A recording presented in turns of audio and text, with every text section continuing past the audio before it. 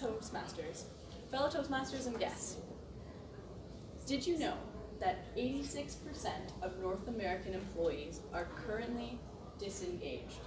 They're not fully engaged in what they're doing at work, or maybe even outside of work. Can you imagine how much more productive we would be as individuals, as a society, and as companies if we were all more fully engaged? Today, I want to talk to you about emotional intelligence and how I think it can actually improve engagement. In the past few months, emotional intelligence seems to keep coming up as a kind of buzz topic in a bunch of different areas. It's come up at work, it's come up in conversations with friends and family, and most recently it came up at a conference I attended. Our keynote speaker at that conference was Shane Wallace, the founder and CEO of CultureSmith, which is a Calgary-based company that works with different organizations and individuals to try and improve employee engagement. He presented that very surprising topic, or pardon me, that surprising stat that made me want to know more. But first of all, let's define what emotional intelligence actually is. It's often called EQ, and Daniel Goldman, a co-director of the Consortium of Research on Emotional Intelligence in organizations at Rutgers University, defines EQ as showing ability and aptitude in 5 main areas: self-awareness, self-regulation, motivation, empathy, and social skill. He then goes on to further expand on EQ in his Harvard Business article, The Focus Leader, where he presents emotional intelligence as a way in which people can focus on 3 things: themselves, the people around them, and the greater world as a whole. Today I just want to talk about the first 2. So first of all, focusing on yourself. This kind of covers the first 3 topics of EQ I mentioned: self-awareness, self-regulation, and motivation. So if we can all be more self-aware, we're all cognizant of the way that our emotional responses affect others around us. For example, if I were in a meeting and I were to lose my temper at a team member, I would be aware that that behavior would likely make them upset and probably erode trust between us. But that's not much use me just knowing it if I'm still going to repeat the action. So that takes me to the next part, self-regulation being really important as well.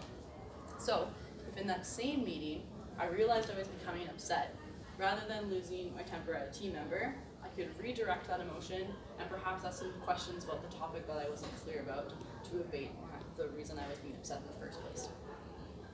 So once we focused on self-awareness and self-regulation of ourselves, the last thing that we look at under that category is motivation.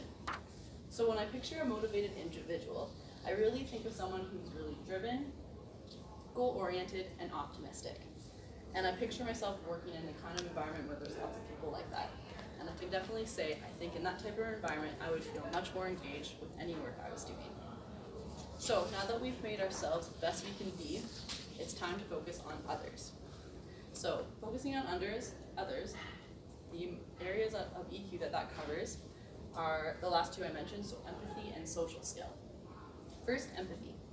Dr. Brené Brown, a best-selling author, speaker, and research professor at the University of Houston, in her TED Talk, which is one of the top 5 viewed TED Talks, The Power of Vulnerability, talks about the difference between empathy and sympathy. I see lots of nod heads, which is awesome. I definitely recommend you watching the video if you haven't seen it, but I'll paraphrase it for you. She does this great visual that kind of illustrates the difference. So if I'm walking along and suddenly I fall into this hole, and I say, help, it's dark, I'm stuck, I'm feeling overwhelmed. Empathy would walk by and say, oh shoot, and they would jump right in that hole with me and say, hey, it's okay, I know what you're going through and I'm right here with you. Meanwhile, sympathy walks by, appears in the hole and goes, ooh, looks pretty gross down there, think I'm good. Maybe you want a sandwich though or something? Doesn't really get the right response that we're looking for. So the thing I want to emphasize with that, and that Dr. Brené Brown talks about, is that empathy is that choice. You're choosing to connect with something in yourself, that feeling that relates you to the person who's suffering. The last thing we want to talk about under EQ is social skill. In the book, The Collective Wisdom of High-Performing Women, Various Canadian executives share their stories and advice for business success. In the chapter dealing with connection, many of them share their networking tips, and a common theme emerges. Something as basic as just striving to find common ground. I think that's something that we could all take back to any relationships we have at work and in our personal lives. So, now that I've talked about the 5 different areas of EQ, how can we all improve them?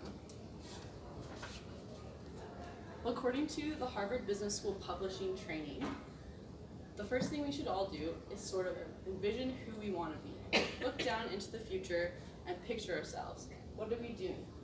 What kind of people are we hanging out with? What do our relationships look like? And once we've developed that future picture of ourselves, we have created that incentive for ourselves to improve. The next thing we want to do is seek out feedback from others, and we can also do some self-reflection to identify what things we are doing well to get to that picture and what things we might be able to improve on. So once we've identified our strengths and weaknesses through that self-awareness, we can create an action plan and just repeat and practice over time. The last thing that's helpful with that plan is to develop a network of people who can kind of hold you accountable to make sure that you're meeting your goals and progressing on your plan. I found it interesting going through this because a lot of the things that this plan mentions I think are applicable to Toastmasters as well. So that all does sound like a lot of steps. So I also present a simple alternative to you. In a recent discussion I had with a mentor, she boiled down EQ to just asking yourself one simple question every day. Did I improve the self-esteem of others? So to summarize, EQ consists of 5 things: self-awareness, self-regulation, motivation, empathy, and social skill.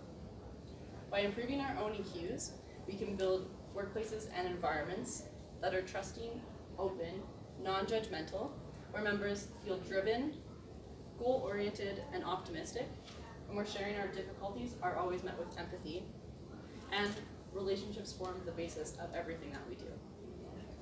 I think if we all did this every day, we'd see well over that 86% that actually felt engaged.